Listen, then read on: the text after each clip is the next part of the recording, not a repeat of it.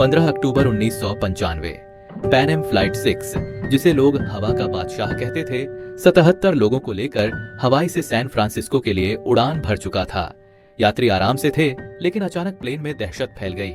4 हथियारबंद नकाबपोश लोगों ने प्लेन को हाईजैक कर लिया। जमीन पर एटीसी कुछ समझ पाता उससे पहले ही प्लेन रडार से गायब हो गया। लेकिन असली दुश्मन हाईजैकर्स नहीं थे। प्लेन सीधा प्रशांत महासागर के सबसे भयानक तूफान टाइफून के मुंह में जा चुका था। 2 घंटे की जानलेवा जद्दोजहद के बाद एक एक करके दोनों इंजन फेल हो गए। मौत सामने देखकर कुछ हिम्मत वाले यात्रियों ने हाईजैकर्स को मार गिराया और टूटे दरवाजे से समंदर में छलांग लगा दी। प्लेन एक बड़े धमाके के साथ डूब गया, लेकिन 77 में से 60 लोग बच गए थे। किस्मत ने उनका साथ दिया। जहां प्लेन क्रैश हुआ था, उससे थोड़ी ही दूरी पर एक छोटी सी चट्टान पानी से बाहर निकली थी। बची खुची ताकत से सब वहां पहुंचे। चारों तरफ सिर्फ पानी था, कोई मदद नहीं। तभी एक यात्री को याद आया कि उसके पास दूरबीन थी। उसने देखा और धुंध में लिपटा हुआ एक छोटा सा द्वीप, आइलैंड नजर आया। जो लोग तैरना जानते थे वह तुरंत समंदर में कूद गए और घंटों की मशक्कत के बाद उस द्वीप तक पहुंचे।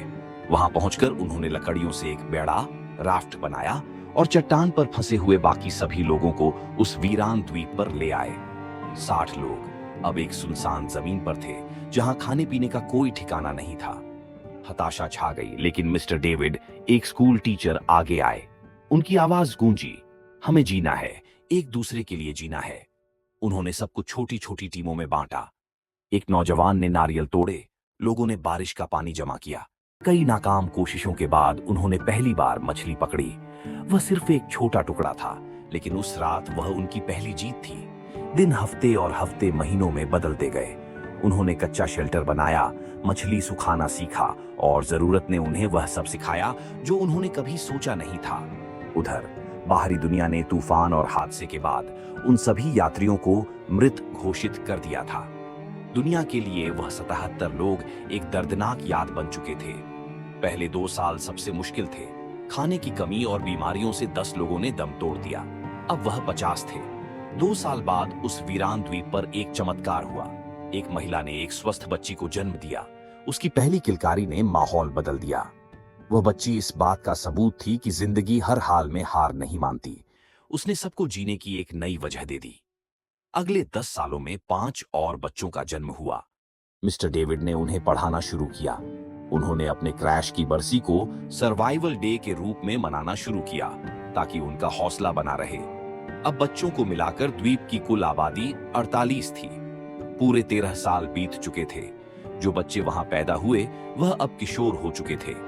एक सुबह उन्होंने एक ऐसी आवाज सुनी जो 13 सालों में नहीं सुनी थी। एक बड़े जहाज के हॉर्न की आवाज। उन्होंने अपनी पूरी ताकत से आग जलाई और चिल्लाए, और इस बार वह बच गए। जब वह 48 लोग दुनिया में लौटे तो उनकी कहानी पर तब तक यकीन नहीं हुआ जब तक एक सर्वाइवर की डायरी सबके सामने नहीं आई। उस डायरी में उनके 13 साल के हर संघर्ष और हर जीत का हिसाब लिखा था। यह कहानी इंसान के हौसले और जीने की जिद की एक ऐसी दास्तान है जो आज भी हमें प्रेरित करती है।